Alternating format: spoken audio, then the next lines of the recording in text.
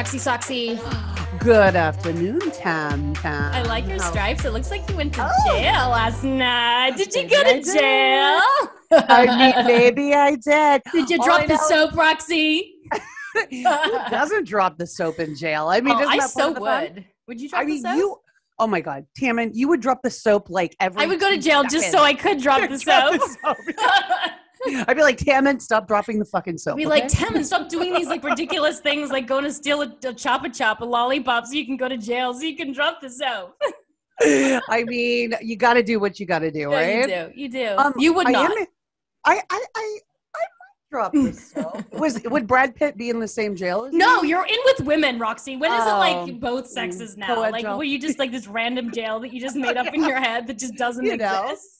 Hopefully it's like not too far off, you know? Yeah. It's like Brad Pitt's here. Brad Pitt's not going to be in the same jail cells as you, okay? He doesn't need to steal a chop. One can only hope. Yeah. So, Tammin, I do have to say we're coordinating today. Great minds think alike. We are? That is right. I'm wearing this. I bought this from Zara. I have a question. Do you ever do this? Do you ever buy like 30 things from like a Zara and H&M, not like a big expensive place, then try them on at home because you don't want to try them on at the place and then take everything back? Or do you like try everything on at the place and then decide what you want or what you don't want? I kind of like bulk buy and then take it back after I've worn it 3 days. Just kidding. After I've worn it to an event, to a baby shower, to a photo shoot, and then I take it back because I'm like, you know what? I don't need it. No, I don't do that. Don't cut the tags off. Don't cut the tags off. You're like, why do your children have tags on all their clothes? Wait, have you ever done that? I feel like I have been guilty of that. Like worn something. I haven't really done that. I don't know. But because of my business, I know that like they literally go and they buy all this stuff. And then what they do is they take half of it back, you know, because they don't wear it on set, like, or you wear it on set for a day or whatever. But it's because it's like the budgets are so small sometimes that they like, you know, that's kind of stealing. Isn't that stealing? A little bit. Yeah, a little steal, just a little mini steal. Okay, gotcha. A little something. But you know, But you've done that, so you have stolen. I have stolen technically, yeah. Aside from that pack of bubble gum that I stole when I was 6, that would definitely, it's considered stealing. Yeah, I did. No, I don't think you're a stealer. You wore it one time. I mean, I stole your heart, didn't I? You stole my heart. You did. You stole more than just my heart, Roxy. Okay, so talking about, with us? I don't know, but you know what? This is a great introduction. This was one of my favorite, most introductions that we've ever had. But you know why? Because we just had a podcast before this, and so we're warmed up, we're liquored up. So we are ready to speak to actually two of like these. So we are in the same business, and when I was on TV, they were on TV, and they're still doing TV and film. And like, so I feel like we've kind of lived sort of in the same world for so long. So it's like, I definitely have known of them, and I used to watch them on TV, and I used to actually audition for the show that they met each other on all the time. I like went in and I would test for it and I wouldn't get the fucking show. So now I feel like because I didn't get the show, I'm going to bring the show to me, and I'm going to have them on this show because I'm like, you know what? Manifest your dreams, Roxy. Yeah, might as well go after it. And I think you guys have lived this like parallel universe together, you know, of like shows that were like cult hits and like people really watch them. And it's like I think it's really interesting because you guys were also in that same sort of like age group when fame really hit and like all these things that like you guys were doing. And like for me, it was interesting because I was like talking to all you guys on the red carpet like during this time. So it's all sort of like, well, you made it happen. You know? Do you believe in manifestation, Roxy? Girl, okay. Can I just say, I thought it was a woo-woo. I thought it's not a woo-woo. But it's really good. Like I told you, remember when I texted you earlier this week? I was like, shit's like, it's really starting to happen. Like I was like, not really a believer at first, but now I think I'm changing my tune. You know what? If it's not real, what's the worst that could happen? So just pretend it. So just say it's real. And then things start to come to you. The law of attraction is based in science. And you put what you put out, you get back. I totally believe that. And my entire life has changed within the last year. And so I believe if you think it is, it becomes what it's supposed to be because you've like manifested it, right? You've made it happen. You brought that law to you. So so I manifested these two girls. So who do we have Who do we have on today? Roxy Soxy. We have, oh my God, I feel like they're like our podcast spirit animals. Like we have today the gals from the Unzipped podcast, AnnaLynne McCord and Shenae Grimes Beech. Welcome, ladies. We're like your fangirl peanut gallery, just in the back, like really enthusiastically nodding along. I always feel really bad with that introductions because people are like either super in it and they're like, yeah, we're here for the ride. Or they're kind of like gone to the bathroom. They're like got a bowl of cereal. They're like finding the gerbils. I think we're taking mental notes over here, right, Shenae? Like that was so. Well, awesome. I just discovered I have a tag on the shirt. Oh my goodness! I'm telling you, it's because you're wanting to take it back after you've worn it for this. Yes, exactly. Wait, let me look. Oh my gosh, guys, I have a tag too. Let me look. I have a tag. Oh my God, I knew you had a tag. I have a tag. I knew it. The brunettes have tags on their clothing. They are. Oh my God. They have our shit together over here. Exactly. We're financially saving for our future. We're manifesting the money that's going to cover the payment of it. Right? Exactly. We talk about manifestation on our podcast all the time because we're believers. AnnaLynne's like the science geek, so she can break down the law of attraction to you a million ways over. I will Dr. Joe Dispenza your ass any day. But I manifested the house that we're in Tennessee, and I manifested my husband, which is did. So what did you say? Okay. So you said you manifested him. So like, what will you think? Are you like, I'm going to have this American, this British guy, and he's going to have tattoos? Yes. And I'm going to get physical evidence of my manifestation. You tell them this right now. I'll be right back. Yes.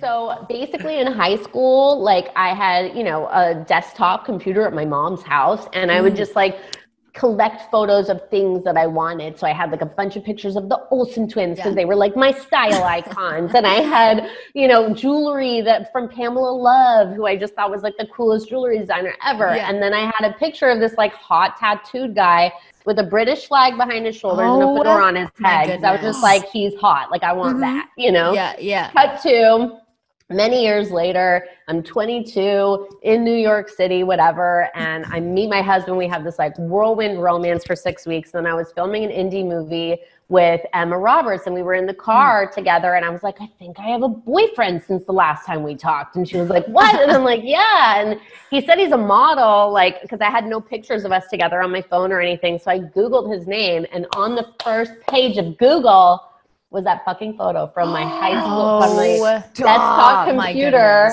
when I was 17 years old. I was like, that is, and I didn't tell him for like a year. Like we were living together. Like, you were on my board. I think I'm a stalker. Like I really genuinely did not know. I did not make the connection. But once I knew I had him like in, like I wasn't going to scare him away. I was like, by the way. Once you got pregnant, you were just like, now you're with me. I had been actually married by the point I told him, Yeah. But you kind of met each other pretty early on. Like you got married, I think it was engaged like 9 months after you met. We were engaged. We met one night, and then he left town, and it was just like, did that really happen? And then it did, because it was a very drunk night. And did I lose my tampon? But it's one of those he's ones. Also the reason that we're friends. Like I swear to God, he's the reason we're actually friends, because that last year I was like, ew, she's like likable now. Like why the fuck do I like this dumb bitch? He's just the best guy ever, and he brought the best out of me. And we talked for about a month. He came back to town for a weekend, and over that weekend, like drunkenly, the second night we were together, we were talking about how funny it would be to go to Vegas and get married in Dumb and Dumber suits and whatever. And then like the next morning woke up. Dumb and Dumber suits? You had me until Dumb and Dumber. I was like, this is so beautiful. This is so romantic. Yes, I believe in love at first sight. And then Dumb and Dumber came in, and I was like, well. There was nothing romantic about it. But we woke up the next morning being like, that's awkward. Like we were talking about getting married last night. Right? Like that's funny. And then, we were kind of like, but what if we did? And that was sort of it. We kind of got engaged like a week after we started hanging out properly. And that was it. That. But we waited a year to get married. I mean, that's like a good, you were pretty young when you got married. Yeah. So I was 23. Yeah. Yeah. So you must have just mean, at that point, you must have just known that this is. I knew, which was more important. I knew that he was the man for her. Yeah. He was, first of all, he was the only attractive one she's ever dated. I mean, she dated some ugly. Don't tell us what you really think. Like, oh my God. She was like, hey, like, have you been living on, the corner near my house for the last 4 years? Let's date. And then Josh walks in and he's like freaking like model, like tattooed, like rock star singer vibe. Okay. Yeah. I was like, Shenae, this one. Yeah, pick him. I don't care if he's good. He's cute. I knew right away, but it's funny because I never wanted that. Like, I was not the little girl that like dreamt of her wedding and all of that shit. I was not that person. I thought like maybe if I had kids one day, it would 100% be with a gay man. We would just live together. Yes, finding out like so much. Dumb and Dumber, gay man babies. Yes, gay best friend. Live in the house. We'd do our own things, and we'd have some cute kids and whatever. Like. I did not. No, but like a gay man, most nuclear family on the planet, But like a gay man, Josh does not take Shenae's shit. That is why he's perfect, and he literally he brought so much of her life back into her life, and it was like he just takes the piss out of everything she would do. Like, she would get all serious and he's like, look at how serious you are, it's so cute. Anyway, and it was just like it was just joy. There was just cracking through the armor, and we saw it. Like, I mean, I saw it on set. He would come to set and we all loved him. He was so fun. He doesn't know he's as hot as he is, I swear, because he's just so real, and he loves the ever loving shit out of Shenae. Like, he just thinks that the sun rises and sets on her, and it was what she needed. Like, love heals, love changes you, and Shenae just blossomed, and it was so. I mean, to then we're 5 years in, we hate each other, and then suddenly I'm like, oh wait, I gotta like her now, like what the hell? And then the last day of our filming, we literally fixed everything. I ended up at their wedding in England. She was the only castmate from 90210. Oh my goodness!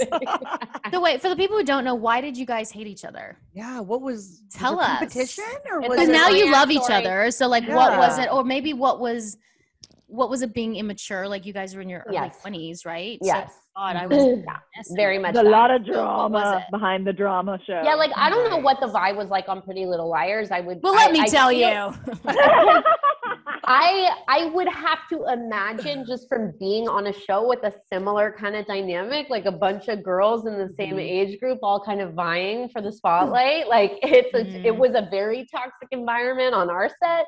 I don't know what it was like for you guys, but we were super immature, and there was a lot of shit being said, about each other, behind each other's backs, to each other's faces, to crew members, which would change the dynamic on set, and then in the press, which totally influenced the way that we were viewing one another, and treating one another on set. And I think there was always like the whisper culture. Yes. And there was always an odd woman out. You know what I mean? Like, we would kind of like, me and AnnaLynne at first were like super tight, and then like someone's feeling like they're getting the cold shoulder, and then like me and AnnaLynne fell out, and then her and somebody else got tight, and I felt like I was like the the ostracized one, and it was a really toxic environment behind the scenes, and we were fucking tired, and we were young, and making money and fame for the first time. Most people for the first time.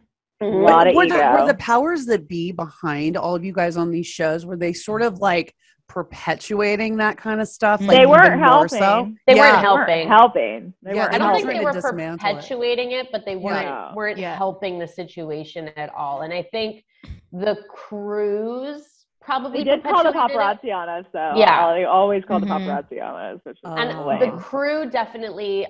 In my personal experience, I had scenarios where I was treated differently by crew members pending, that week's headline in a tabloid. And that really affected my psyche, because I did show up and do my job no matter what, you know what I mean? And it affected me really deeply, because I was so young. And I said this to AnnaLynne before, like, I was 18 when the show started. Oh my goodness. I was the youngest cast member. Everything that happened, you know, most certainly and admittedly went to my head, and it influenced so much. Yeah, I mean, little. overnight, it's true though. Overnight, you have access to literally anything and anyone. And there's so many yes people, right? Everyone's telling you how amazing you are, and you got money. All of a sudden, it's the money too. It's like so much money. Wow. You're shopping at Barney's. Famous people that you have watched on TV and in movies for years know you. All of it, like out of the blue. You're like, holy shit. Shopping. Your shopping at Barney's did not age well, Shenae. Barney's is no more. I know. R.I.P. So I did love Barney's. I know. But we do hash this out on our first episode of Unzipped, and we go through. We never talked about it. We became friends. We just let like life pass, and then when we decided to do the podcast, we were like, we should probably address that. Should we talk about why we didn't? And we didn't even know the details. Was it like that on Pretty Little Liars, or were we just all assholes? No, I mean, look, I was 25 when I joined the show, and I also, for me, I'd been on TV since I was 14. So I knew, I bought a house at 17 in Australia. On Home and Away, right? On Home and Away. So I started on Home and Away, and then I went to Young and the Restless because I got a green card in the States. It was great. And so like I'd had sort of a little bit of, I was on Hannah Montana, like all those shows. And I'd been the lead, and I'd been the come-in girl, and I'd been the ancillary character, and I'd been the leads of movies. So I'd kind of seen it all. I have this thing about, and I don't know where it comes from, but like, I always think that it could be my last job. So I'm always incredibly fucking grateful. Always been like that. I've always been like, to get to be paid to do this, I'm so fucking grateful. And yes, there are times where I'm really tired and it's 14, 15-hour day. You haven't been given your turnaround and I'm snappy or I'm on my period or whatever. But for the most part, I'm grateful. What I didn't like is, yes, I think on Pretty Little Liars, it wasn't a toxic environment, actually. People were actually pretty, they knew their roles and they did their jobs. And that being said, there were some girls where this was the biggest thing that they'd ever done. And I would stand back because I love to watch, and I would watch it. That was like a weird comment. I like to watch. I like to sit back and watch in a cage. No, I don't. I mean, maybe with a few martinis, maybe I do. Anyway, that's another podcast for another time. But I would like sit back and I'd watch and I'd be like, wow, like I'm really seeing what you guys were talking about, like these egos, right? And just sitting there and just seeing like all this attention, this money. And all I would say to myself is I just gotta wait, because at some point you get to the top and you fall down. Not saying you won't go back up again, but everyone at the top will fall at some point. Even if you're the biggest person in the world who's getting $20 million a picture, at some point, get old and you're not getting those roles or whatever, you'll always fall. And you got to be careful when you're at the top, because when you fall down, you'll see the people you weren't so nice to starting to come higher and higher and higher. So yes, was it a toxic environment? No. But were there egos? Of course. And were there cliques? Absolutely. And of course, my character did 60 episodes, but I wasn't in every episode. So you kind of come in and you can watch things unfold. I like what you said about gratitude, because I think that was the biggest thing for me personally. When the show ended, I was like, I'm never acting again. Like I had such a horrible experience behind the show. It fucked with my head so bad. Like it was trauma. It was trauma that I really needed years to like overcome. But what I really realized and why I needed to step away was because I needed to get grateful again. I had this rise where from the age of 13, I decided I wanted to act, and very swiftly I booked Degrassi, which was like a big show in Canada. And then I left that show once I booked 90210 to go straight over there and do that. And I had this 10-year run of just having a really easy ride of it. Not to say that, I didn't work long hours and put in the grind and all the rest of it, but it was quick yeses. I never had those like periods of time of really having to wait for that next job or anything like that. And I had totally let ego get in the way, and I was not grateful anymore. And it didn't feel good. I was a grown-up now who was living a life that my 13-year-old self manifested. And it wasn't the one that 23-year-old me necessarily wanted. And my 14-year-old self manifested. Oh my God. Is that your manifestation board? Wait, y'all. So let's see. This journal, November 10th, 2001, Dear Diary, I'm 14 years old. My name is AnnaLynne, and I'm going to tell you a little about myself. I'm going to be a star. Yes. Oh my God. But actually, y'all. So okay, November 19th. Like this week, 10 years. Oh my goodness. 20 years. It's 20 years. That's crazy. Dearest Diary, sorry I haven't written in a week. Oh, and sorry for the ridiculous things I said. This definitely is a diary written on crazy emotional days. Oh my God. The main reason I'm writing is I was thinking about all the stupid fights and tantrums my family goes through over Thanksgiving and Christmas. So I decided, this is what I decided. Mind you, I just want to make the setting for you. Mm-hmm. I'm in a trailer park. Okay. You know, we're doing all right because we got food and our trailer. And but I've decided, I decided after I make a few movies, you know, naturally after you get out of the trailer park and you've made a few of those movies and get some cash in my banking account, I'm going to have a huge Thanksgiving Christmas dinner at my house. I'll have a lengthy table. I go in and name everyone that I'm going to fly out with their boyfriends and girlfriends. And then I say, and after all that, I will stand up and declare the end of fussing over Thanksgiving and Christmas. Hold on. I will miss it. And I'll invite other people. Crossed out actors. Crossed out. Oh my goodness. No actors. No, not actors. Stars. Not people. Stars. Not actors. Stars.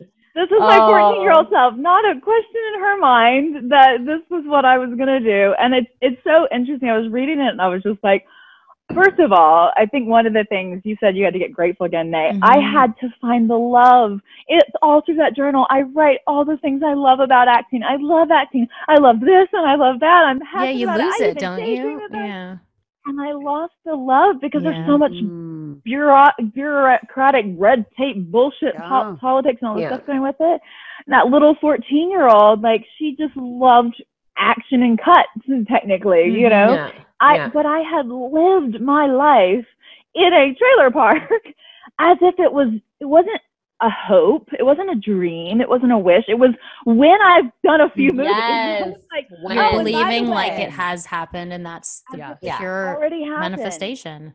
Yes. So exactly. I'm honoring that young, beautiful little heart that knew, and I'm putting that same mechanism to work consciously now for things like one of the things I really, really care about is that I don't have my own kids because I got like plans for the kids of the world. Like I really want children to have tools that can allow them the state of mind to be able to manifest their dreams. But that looks like going to school and not being stressed the fuck out in a factory setting. I'm sorry, a schoolroom setting. The educational system, it has for 100 years has not changed. And we are in a world that needs innovation right now more than we've ever needed it because we are destroying our planet at an exponential rate.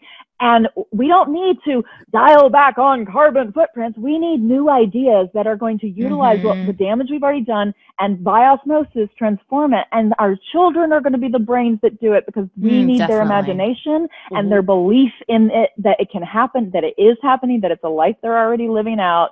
So like this for me now is like, I'm like eating up these pages of this book with this little me that used to be. And it's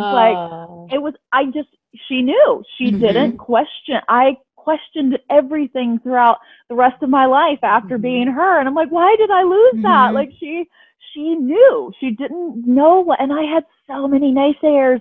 Everybody was like, yeah, that's an impossible career. What's your plan B? And literally, my mom was There's no plan B. Like, my plan B is that plan A never fails. And I'm like, who is this arrogant little thing? And I love that. I honor it now, but it was like, this is, if we give this to children, if we provide this support and this space to cultivate not a dream, not a hope, not a wish. This is what I'm doing. Is anybody on board with me? Let's go. Right. Yeah. You know, so yeah, anyway, I was like, I love that you guys started this all out talking about manifesting because I was like, I literally, my sister sister just found this journal of mine. That's so cool. No, you know what? That's such a valid point too. I think to your point, you know, it's important. We as parents is like, we instill that in our kids, right? So we talk about the gratitude and we keep an open dialogue about, you know, you need to set your intentions now, even at, you know, our daughters are, you know, 7 and 8, even at young ages, being like, okay, it's not if, but it's when it happens. You know, it's like, you need to already live your life in that vein and have your gratitude, make mood boards, like stick your photos on, you know, what you want. Like that's so important for us as parents to teach our kids right now. Yeah. As we get older though, I feel like we were speaking to Tim Story, who's Oprah Winfrey's life coach. We had him on two weeks ago, and he said that the biggest problem we have is that we are not going back to the dreams we had as children. Yes. And I believe, like what you were saying, AnnaLynne, like I lost, and I still have lost a little bit of, I love acting so much. It's who I am. It's what I breathe. And yet so much has gotten in the way through years of, like you said, like trauma, being rejected, comparison, that like I've lost like the essence of who I am as an actress. Because also living in Los Angeles, it's like anyone can fucking say they're an actress, right? Anyone can say an actress has never been an actor. Anyone can win a pageant and say they're going to go to Los Angeles. So it's almost like you can't be a doctor without being like actually being a doctor, but we do, you can. So it's like, how do you, like, that's what I'm trying to discover now. I believe that I started working again this year. I hadn't worked in 2 years. I had my second baby.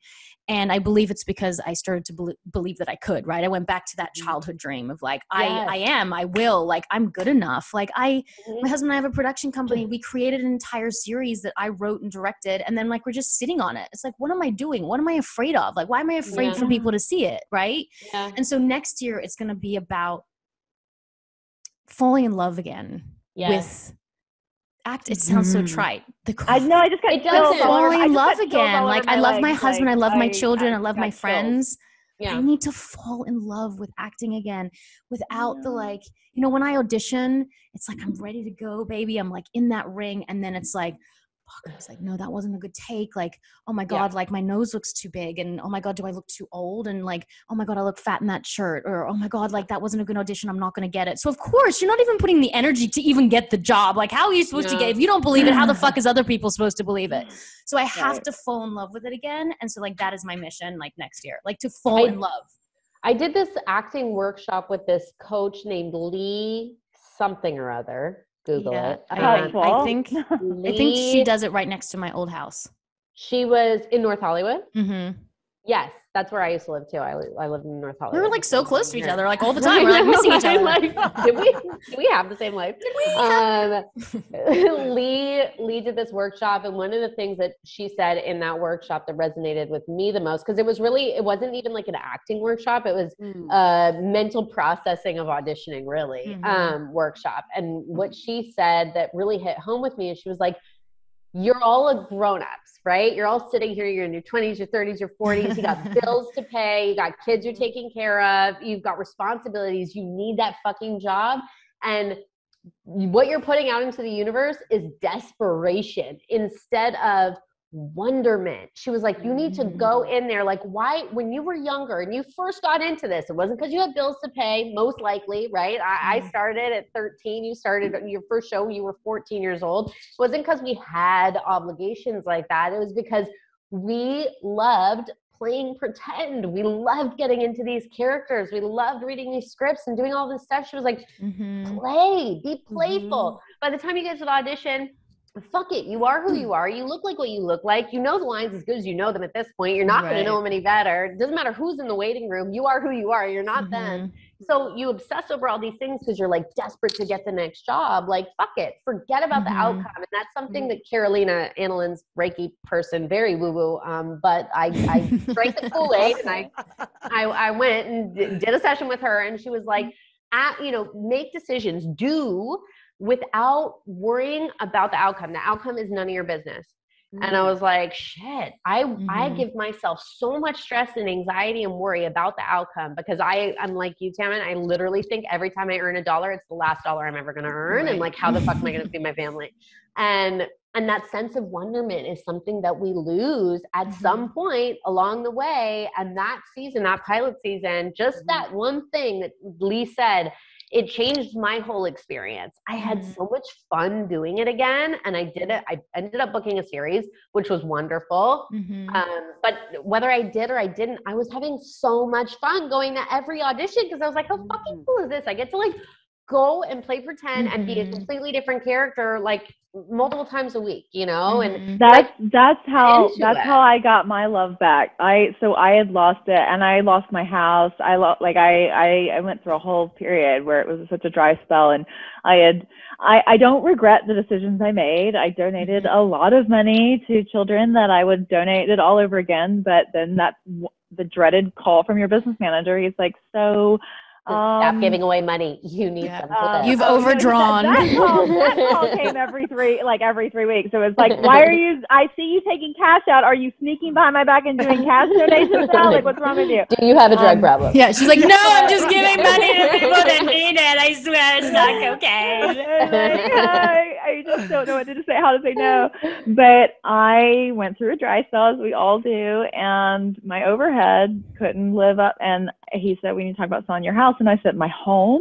Like, I was uprooted as a child from, like, by the time I left home 2 months after I turned 15 due to reasons that were quite extenuating, and I had to get the hell out of Dodge. And from 0 to 15, we moved 20 times. My family moved 20 times. I was constantly uprooted. I never had a place where I was really settled. This was the first place in my whole life that I had lived for more than 6 years, and like adulthood, childhood, everything combined. I had this home for 7 years, and it was the longest standing stability, security that I had. And it was my dream. I was another one of the things I'd written down. A home by the beach in California was one of my dreams that I'd made happen. And now it was going to go away. And I was in that desperation kind of zone. But mine was more to find something to hold on to, because the only thing I ever cared about from the time I was 9 years old was acting. And I wasn't happy. I was so miserable. And I got an audition, and I went fucking cuckoo. Like, people around me were just like, people who didn't know me back in the day, writing journals like that, were like, whoa, what happened to this woman? But I got an audition for the character in the Batgirl, whatever, who is the female Joker is how I describe. I did that. That was one of the ones that I did that I had so much fun doing. And like, I think I did that audition too. Okay, good one. Well, I literally I just became something else. Every day, all day long, I was this character. All day long, I did this crazy, like I was walking outside with this weird, like, white makeup all over my face, and like this strange, made these strange, like, coiffed, like, Hunger Games hair. I went like off the fucking reservation, y'all. Like, the guy I was seeing for like 2 months was like, "Wow, you're really dedicated to your career." Yeah, you're really getting into character. Okay, Daniel Day-Lewis, slow down. I was making these like bird, like listening to birds and making these like bird chirpy weird like ticks and all kinds of weird shit. I screen test. I do the whole thing. I ended up building a great relationship with David Nutter as a result. Oh yeah, and I love him. Just radio silence. Nothing. Oh, there's a hummingbird right outside my window. Sorry. Carolina. That happens for a reason. Carolina. Happened for a reason. In the radio silence happened, I knew the role was gone, but I had gotten my love back. I remembered why I wanted to do this, because it was so much fun, as you said, Nay, to play pretend. Yeah. Children do it, and they have so much fun, and they're so in it, they're so dedicated, and then we start judging ourselves as adults, that this is silly, that this is that, you know, and then we're doubling down on the silliness by taking ourselves very seriously, or like making the decisions that are crucial for the role of the character. It's like, shut the fuck up. Put on a stupid fucking ugly ass t-shirt. Don't fucking brush your hair, and do the lines right. Do the fucking lines with all the heart and soul that you have in your inside you, this little being that you are.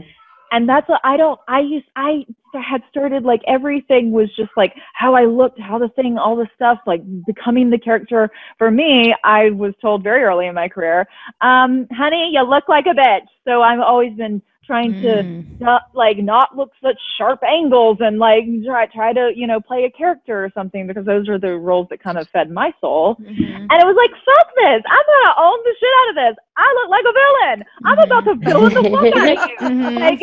Like, and it came back, and I mean, and it like now I just like, if I feel like wearing makeup, I wear makeup. If I feel like just making my hair fucking crazy, I don't play into the role at all, because I know the 2 seconds they're gonna watch that tape and be like, not her, or like, let's see another reel. And I'm like, I actually make them ask for more takes now. Like, when, you know, they would send you 7 scenes. I'm like, I got my arrogance 22 like, pages. The other day I was like, I'll send in my talent for free. Fuck you. You know, but it's so interesting too, because I feel like the whole business has changed in a lot of ways when we all started out, right? Because it was like, even for me as like an entertainment TV host, it's like, used to, it'd be like, you do the audition, you know, you're going up against whoever you're going up against, but we didn't have that social media sort of comparison game going on, right? Because now it's like, you can look and see what people who maybe be going up, you know, for the same roles or same jobs as you, see what they're doing. And it's really hard not to go down that slope of comparison. You know, it's like, it's so hard, but you are expected now, because that's part of the job, the social media thing,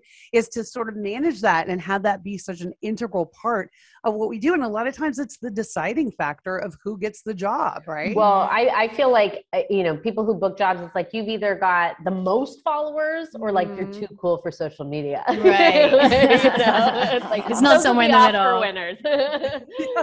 I think the biggest issue though with the acting, I think, with creative jobs in general, and this is what, who is it who wrote Big Magic? What's her name? She wrote the book Big Magic. She also wrote Eat, Pray, Love. Glennon Doyle's good friend. She wrote Eat, Pray, Love. I don't read Elizabeth. She also wrote Elizabeth. Who wrote Big Magic and Eat, Pray, Love? Elizabeth Gilbert. Gilbert. She wrote Big Magic, and if you have not listened to it, then you absolutely must run and listen to the audiobook, because I used to hike and listen to the audiobook. But she said the biggest issue with creative jobs is that we want to make money from it.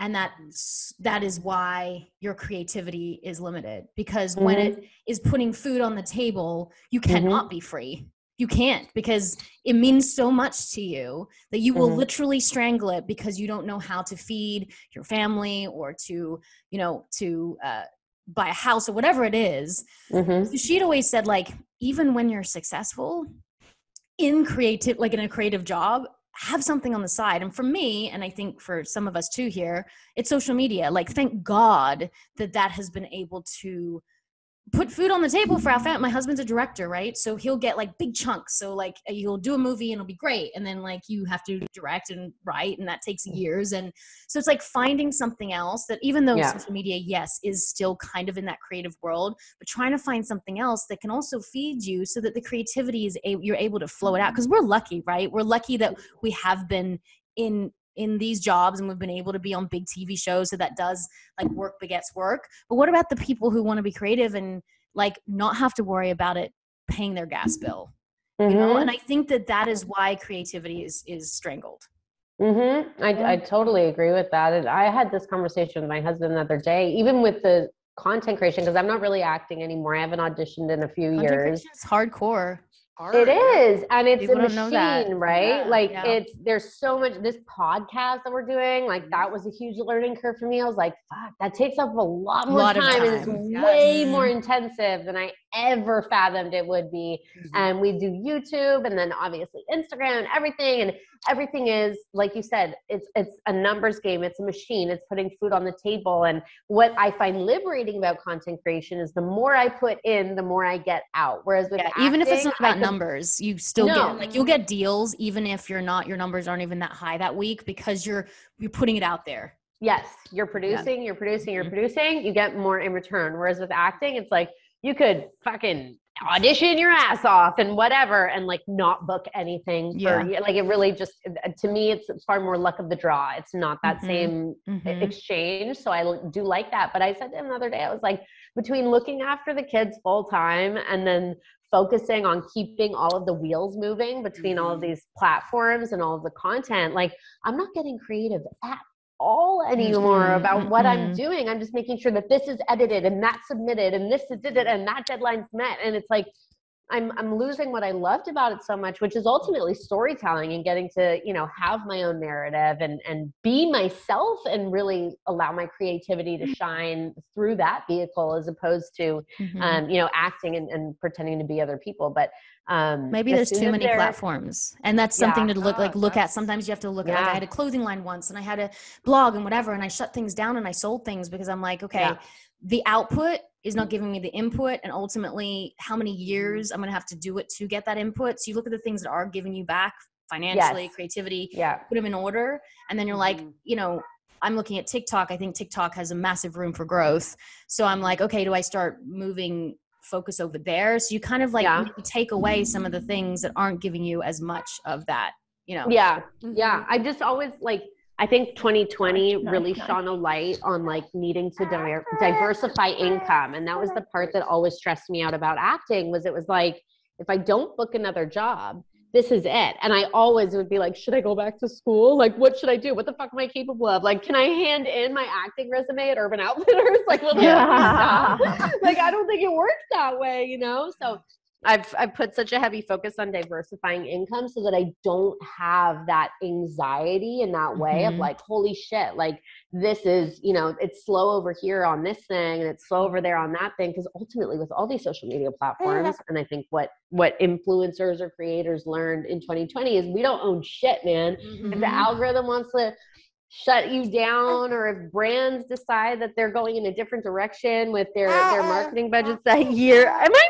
being funny? He's so cute. So cute. Then it's game over. So I'm like, you know, I definitely have way too many things on my plate, trying to keep them all spinning.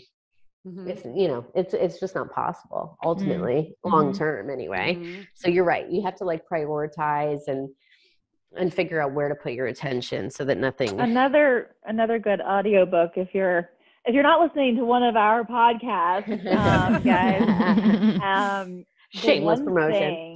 The one thing is an audiobook that every human being on planet Earth should listen to. And it was written by Gary Keller, Keller Williams, did a little bit in real estate and didn't do too shabby about it. The point is, balance when you are wanting to do great things is a bad idea. Screw balance. He talks about counterbalance. He talks about and I love, you know, I love that you were willing to share your experience with Dr. Amen, Tammy, because I got my brain scanned with him too, and like that was really crazy to kind of see your brain on a scan and see like TBIs and all these things, and do the ADD, ADHD test and like see how your focus is. And one of the things about this book is that we live in a society where we think it's okay. No, we don't think it's okay. We think it's imperative to multitask, and you accomplish zero because the brain is not wired to multitask. It only can alternate between tasks. And what he said, on average, it takes you 30 minutes to return to a deep level of focus when you've been interrupted. So someone knocking on your door and I just got a quick question. 30 minutes of your deep focus is now gone, and you have to go back in. And then someone's like, hey, I just want to see if you're going to do the lunch thing that we talked about. I'm like, oh, I'm so glad that it worked out for you to disturb my focus to get your question answered. So lock the door and turn off your phone is the point. But he talks about counterbalance, and he says, you can only do one thing great. You can do a lot of good things, but you can only do one thing great. And in order to do things greatly, you need to do one thing at a time. So 4 hours, chunk it out, just focus on editing, Obviously, when you're having a nurse, you're going to get interrupted when baby's hungry. But when you're at a point where you can manage and take blocks of time and 4 hours with your family of concentrated time with them, and 4 hours of dedicated social media time, or 4 hours of or 40 minutes or 4 minutes of dedicated you time in a bathtub where you stare at a wall and think nothing and do nothing for 5 seconds. Those are the habits that lead to great things being produced. And it's interesting because my sisters, I have 2 sisters, and they were always like, you know, they had a garden, they had friends, they had boyfriends, they had all the things. And like everyone, I was like the weird kid in the corner who was like twitching but quoting Shakespeare, and like I only had one thing. I never had anything else. It was only acting, and it was always acting, and it was acting tunnel vision the whole time. And throughout my life, it's been like this. I go down a rabbit hole about something, you know, it could be about gerbils, it could be about anything. People are not going to get the gerbil thing unless they listen to your podcast. They have to listen to your podcast to understand about gerbils. Our podcast and learn about gerbils. Then it's just some random sex thing that we bring up randomly. Yeah, we just randomly bring up, you know, random gerbils and talk about sex. And no, we don't use gerbils. We all, as far as I know, I really don't know. No animals were harmed in the creating of our lives. Spoiler alert. I mean, there's always time. We're still young. Okay. Google hits on Google search. Yeah. No, but I think that is such an excellent point, because I think too, we as women and also as moms, like we are, if we're not doing 10 things at one time, then we're shamed almost. It's like, oh, well, you should be you know, Shenae, like you should be breastfeeding your baby, recording a podcast, doing an email, like answering a phone call. I remember those first days, like after I brought the baby home, and I was literally doing that, trying to eat a bowl of cereal, you know, on the phone, doing that. And I think it is such a valuable lesson that you're bringing up, because you really should carve out specific time and just focus without guilt, you know, without shame. Guilt. Right? Yeah. Without guilt. My second baby, I didn't leave the bed for like 48 days. Do you remember? Oh yeah. You were pretty good about the bed. I didn't leave the house. I didn't leave the Oh bed. my God. Yeah, the first one I got so much postpartum with the first, because it was like I was, oh my God, get back into exercise and do all the interviews and get back on set, and I hated my body. And then I read, you know, that book that says like the first 48 days, and in Eastern cultures where literally the mother sits in bed and she's fed. Now I understand that she's fed and she's looked after and she's massaged, and I get it. Like life gets in the way, you have other kids, right? But that's why I want to hear more about the 48 days. Yeah, that's why I think preparation. Definitely like, can I start them now? Yeah, I mean, I don't know. I think that's called something else. The 48 days where you're literally, so I didn't really leave. So this is really about preparation, right? If you can, and I understand that not everyone's in the same boat, but if you can prepare. So what I did is I saved the amount, what we saved for certain things. I was like, I'm going to save for a postpartum chef, right? She wasn't in our house, but she would send food specifically designed for my milk production and for my mental health. She would send food every day. We did get a night nurse the second time because I had so much postpartum with the first. And it wasn't that I wasn't sleeping in increments. I was sleeping, but then I was anxious that the baby was going to suffocate in sleep, that I would I'd sleep, and then the baby would sleep and I'd just watch the baby. So I was like, I'm going to pay someone to watch the baby so that I can sleep. So the night nurse would come and she'd like, give the baby to me, I'd breastfeed, and the baby would go back to sleep. And I'd get like 3 hours of sleep, like broken up. And I honestly had a week of depression and anxiety, and I didn't get it like I did the first, because I had a community, like I had people to help me. And we don't, again, in Eastern cultures, it's like people drop, like I have food trains, like meal trains, they drop food off. People, aunts and uncles take the other kids, you know, the husband gets fed if the husband can't cook or whatever it is. We have these communities that we now do not have. And I didn't really care that I didn't really have a community. I'm like, well, I'm kind of a loner, and yes, I love to be at parties, but I love to go home even more. But like, you know, I didn't think about the community until I had children. I was like, oh my fuck, like I've paid for every single person to ever take care of my kid if I'm at work because I don't have the aunt, the uncle, the cousin, the friend, not even my friends. My friends wouldn't even take my baby. Like I want to be in a community, but I want to be in a community where like someone would like take my kid for an hour so I could go get my nails done so I didn't feel so depressed. Do you know what I mean? Like especially in LA, like we don't have those kind of relationships with people. No, you know?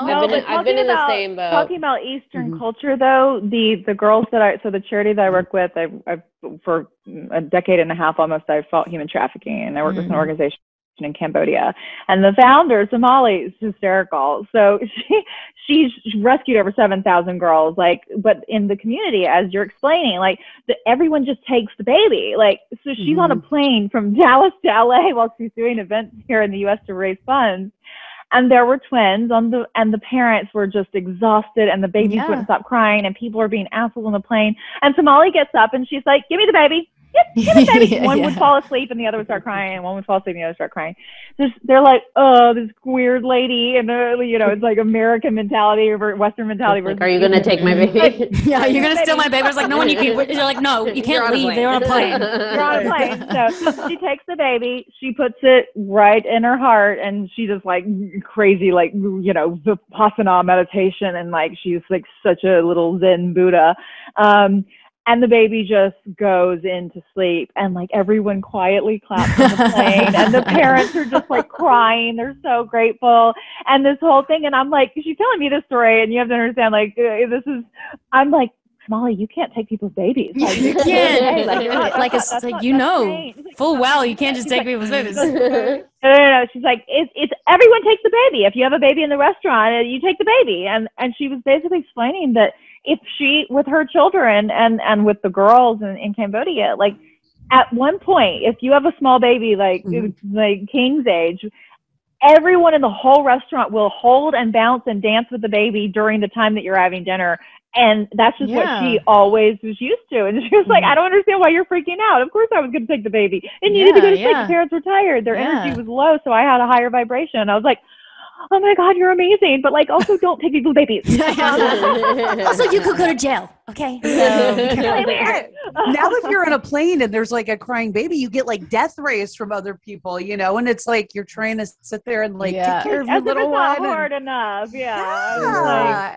And you're just sweating. I mean, I think it's maybe trust. The whole time. You're just I think there's like trust issues. The whole time. I'm always really loud. I'll be like, "Oh, sweet baby, you guys, oh, so sweet. It's okay." And so that everyone around just shuts the fuck up with their faces. I know people get so angry about crying babies, but you think like you were a baby crying once. Like, what do you think? Like, do you think that you just came into this fucking world? Like, what do you think happened? You were composed. Yeah, we were perfect. Yeah. Never mind flying with babies, though, guys. I just flew with my 3-year-old. Talk about a shit show. How was it? My goodness. It's because it's just, you know, he like babies flying are great. Yeah, they're great. You got a baby, you got no problems. I get so many people, oh, give me tips for flying with a baby. I'm like, just put him in the little bassinet thing and give him a boob or a bottle. Yeah, it's really straightforward. A 3-year-old's a whole different story. A 3-year-old. They call it the terrible twos and the fucking fours. So just buckle up. Well, it's all about distractions too. At that point, you're just like, here is like a coloring book. There's 8,000 snacks that you won't eat, and here's your favorite show that you suddenly can't stand. Right. And the time when they don't nap on the plane. No, like the whole time. Or they nap just before. They literally fall asleep as you're walking on. And then they pass out, and then the plane takes off, and they're like, "I'm up." He was up the whole flight, and then as soon as the wheels touched the ground, they fall asleep. His face was like in my husband's hand. I was like, wonderful. Thank you very much. I once had an 18-hour flight from LA to Dubai, and I remember Phoenix. She was like 5 at the time, so it was great. She literally watched the same episode 19 times. Like I felt so bad. I was like, we give TV randomly, but like I was like, all bets are off. I don't care if she eats 19 cookies and watches the same episode. She came out like kind of cross-eyed. She was like totally cross-eyed, and she was like farting as she got off the plane. So like, gave her all the cookies and the sugar, and they're like, I didn't care. I was like 19 fucking hours on that plane. all bets are off. I'm sorry that I probably her brain is now still having issues from short circuiting, but I was we drove here from LA to Tennessee when we moved. Oh yeah. And we never give Bowie an iPad, but we did for the car ride, obviously, for 26 hours of Choo Choo TV. And now when I hear Twinkle Twinkle Little Star from Choo Choo TV come on, it's like PTSD. I start twitching. I know. It's so stressful. It's so stressful. The travel is I remember one time I was she wasn't even a year old yet. And I was flying back home to Dallas from LA. And, this fucking stroller wasn't collapsing properly. Stroller. I was trying to get it on the thing, and I had her in the fjord, and I'm sweating, and it's she's screaming, crying. And all of a sudden this voice, the voice of God sort of comes from behind me. And he's like, may I help you with that? And I was like, of course. Oh my God. Who is this angel? Yeah. Angel sent to earth. And I was like, oh my God, who is this? So I'm going through the thing and I'm putting my shoes back on the other side and getting it all together. And I look up and it was Deion Sanders, the football player. He was like, anything I could do to help, I'll carry your stuff. I was like, yes, you could carry me. You can put me on your back and carry me. Deion gets the worst rap that he's dramatic and diva. I love you, Deion Sanders. Yes, Deion is the man. I don't understand people because they go, oh, it's all about feminism, right? So if you want to make your own money, then you have to open your own door. And I'm like, but I would open a door if a guy was struggling with a freaking stroller, I'd open the door for him. What about just helping people out? If you can't lift, it's okay that men are actually physically stronger than women. And if you can't get that bag over your head, just fucking help her. It's fine. It's not. Honey, you're moving to the South. And everyone's very Southern hospitality is so real, you guys. I just spent a week in Toronto, and Canadians, and I am one, so I don't want to take this away from them entirely, but Canadians do get the awesome reputation of just being the most polite, sweetest people ever. And they're still city dwellers. You know what I mean? It's a whole different vibe. The energy, we had an absolute shit show at the airport there, zero compassion, because everyone is a little bit angry and very much in a rush, even though we're all trying to make the same and a little flight, hungry.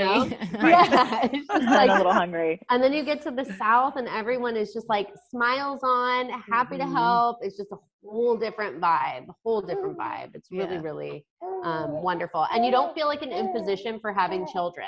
In LA, you go to a restaurant with a child in tow and they're like, what the fuck are you doing Roxy, here? do you remember when we screamed? That person came in and said we were eating pizza, and they said your children are being too loud, and there was her mom sitting there, and we all got up we were gonna beat that. We were just excuse me, what did you say?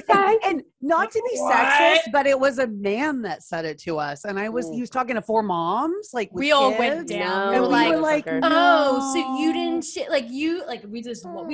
we were nasty. I was like, I didn't know where that came from, but I was like, oh man, don't you take away the mother from children. No, Mama Bear. Saying is a saying for a reason. Yes, it is.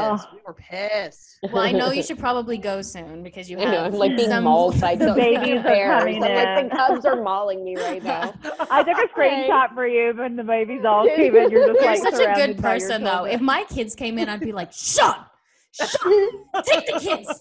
Why are the kids in here? Shut up. And then I'd be muting my thing, and then I'd be texting going, what the fuck is happening? I'm on a podcast. Send. And then he wouldn't respond back. I'm like, where the fuck are you? I would not be like, hey, my kids are here. We're just taking a show. That's what I love about going back to why I know you and why I loved you already before we met, was because of your reels. There's a reels where it's honey, can you please just, and then it's Patricia! I'm like, that is me on Zoom. I'm like, hi guys. And then hit that. There he is. There's the hot. There he is. He'll get it later. He'll get the text. He's been back in. I am a professional woman with my children in the shots. But you know what? I'm like, this is feminism. I've been saying, because I am the founder of a startup right now, and we're going out for investment, and I'm literally breastfeeding during these VC calls, and I'm like, you know what? this is the company culture that I want to send. You shouldn't have to be less of a business person or taken less seriously as a professional because you're a mom too. I'm like, we're fucking warriors, dude. We just need a U.S. president who's nursing while doing a speech, and then we're good. Like, just like that's it. Like, and just like you know, in Australia, like just maternity leave, like. I know. To have to leave your child, just paid maternity leave. Like, it doesn't make any sense to me. I think we're the only, other than Papua New Guinea, we're the only, like, country in the industrialized world that... You got stuff to say about that. Does not have paid maternity leave. Well, I took, like, 5 weeks off for maternity leave or whatever, but I was, you know, available on email still, but...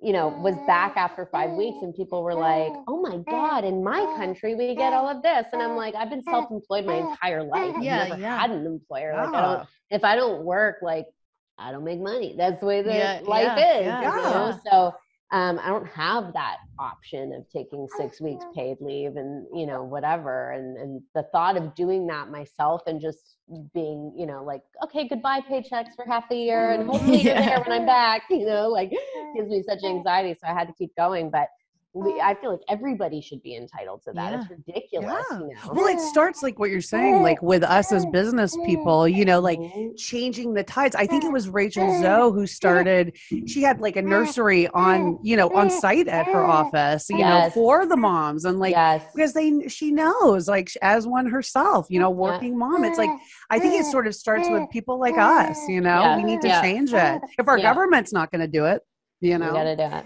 And I won't even like, this is a whole nother topic for another time, but like out of pocket to go to a doctor here is $70. For blood tests, it's 110.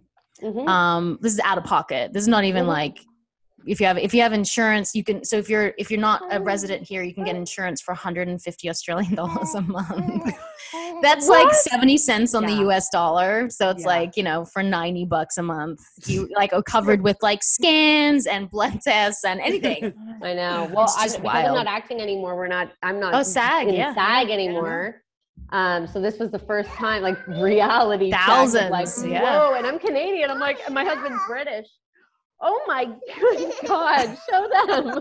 What is it? Show them up close. Oh, lipstick. Somebody got some lipstick. Fancy. Love it. They're saying how beautiful. So beautiful. Yeah, we're like Brits and Canadians, like living in the U.S., having to deal with healthcare as a family of 4 for the first time. And I'm like, oh my God. I know. Like, how do people That's a Bentley payment per month. Yes, it's mental. Mental. And then you're still not 100% covered. You know, you still have to pay costs. And I just got an ambulance charge for like $3,000 because I had a heart thing that happened. And I was like, I work my fucking ass off. What are you talking about? Like, and I paid like copay and all this stuff. And then now I have to pay. Well, the ambulance is a private company that I was like, what? Like, how do people... I don't even understand. You know how much it costs to have a baby here? Like, I just got the bill. C-section, like, isn't it like hundreds of thousands for C-section or something crazy? Yes. It was tens of thousands. Yeah. And for C-section? And they bill you separately for the hospital stay. They bill you for the anesthesiologist separately. Like, everything is like just thousands on thousands on thousands. And you're like, oh my. So if people don't have insurance, like, how do they? Screwed. You'd be in debt for the rest of your life. Have a kid, let alone pay for like the kid's education. I think I looked at my hospital bill after I had my daughter. I had a C-section, and I had to be, you know, you stay in the hospital for a few days after. It was, I want to say it was upwards. Yeah, massive, I think mine was close to 100. Like, I thought mine was. Mine was, I think, over. Yeah, I thought mine was in the hundreds. That's why, because I had the C-section and the stay and the this and the that and high risk and all that. Yeah. There has to be a way to have, like, there has to be a way for people to get to see a doctor, like with their children. My husband lost one of his closest friends because he had pneumonia and wouldn't go to the doctor. Like, that's not okay. Not in a first world country. No, it's not okay. There has to be, like, we have to just care for people, like, in general. It's a basic human right. We have to be able to go see the doctor. Like, it's crazy. And how many families have to make those decisions when their kid has a cough or something might be a little off, and they're like, is it worth it? You know, like how bad is it? It's just like that shouldn't be. I was never, we were never. We're not medical professionals. That's the point. The first doctor I ever saw, I was 12 or 13 years old. It was a dentist. And I had chronic kidney infections as a kid, and that's a whole nother story. But I could have died at any point, but whereas I was having crazy fevers and like my whole body just like racked with this, you know, this bacteria and stuff. And we were on food stamps half the time. So it was like, we're like, you have food, you got water, like, the fever will kill the bacteria or it won't. Good luck. Like, so yeah. Wild times. We gotta do we're better. Gonna change it. The we gotta do better. 2 brunettes, 2 blondes, and a little tiny little baby. Let's hopefully we can all meet somewhere in the world. Probably more likely America. Tennessee. Probably more like Tennessee. So probably Tennessee. Since 2 of us will be there, and we can continue this conversation. I'm thinking, do I have a 3rd baby? Do I not? When I see your baby, I'm like, I want. I know. Well, I know. I'm in that mode right now. Hold the stick for you if you need to pee. So you know you got that later. Guys, will you hold my pee stick? Two new BFFs. If Roxy's not available. That's the new friendship bracelet. You know? The new friendship bracelet. The pee stick. Yes, I feel like nothing grosses you out once you've had kids. Like once you've been poked and prodded and seen things and had things all over. Although pimple pus grosses me out. I don't know why. Oh, Dr. Pimple Popper. I can do anything else, but pimple pus. I can't. Like pimple pus. No. Anything with the word pus in it, I'm thinking I'm out. You keep saying it though. Oh my God. I really don't like pus. Yeah, have you heard about pus? Well, thank you guys so much. So much fun. Think you guys are awesome. Please listen to each other's podcasts so you can continue the conversation if you like what you heard. And Roxy Soxy, where can people find you guys first? Yeah, and then we need that for you guys too. We're at Unzipped Pod on Instagram, and then just our names at Shenae Grimes Beech and at the AnnaLynne McCord, which I always like to emphasize because I think it's really and I have to always have a disclaimer that someone had my name because I was late to social media, and so I didn't know that the was super arrogant and ostentatious or whatever. That's what it is. And where can we find you guys, our lovely listeners, if they want to find the Tammin, the Roxy Tammin-ness of it all? We are on Women on Top Official on Instagram. And Women on Top Podcast on Facebook. And we have a Clubhouse group too, Women on Top. And our personal handles are at Red Carpet Roxy with a Y and at Tammin Sursock. And guys, my movie, by the way, Roxy, you better have watched it. Breaking for Whales just now is on Apple. It's on Apple. I wrote it. My husband directed it. It's with Tom Felton, plays my brother from Harry Potter. So go watch it now. Yes. Get it out there, everyone. Breaking for Whales. Breaking for Whales. And don't forget to rate, subscribe, and comment on all the podcast platforms for both of our shows so we can keep bringing you amazing episodes like this one. Thanks guys so much. Get ready for our song, guys. Are you ready? Yeah. I am Tammin Sursock. It's not really a song, but and by the way, there's like music that plays in, so like when you listen to the end, it makes sense. But anyway, I am Tammin Sursock. And I am Roxy Manning. And we are Women on. Say it with us, ladies.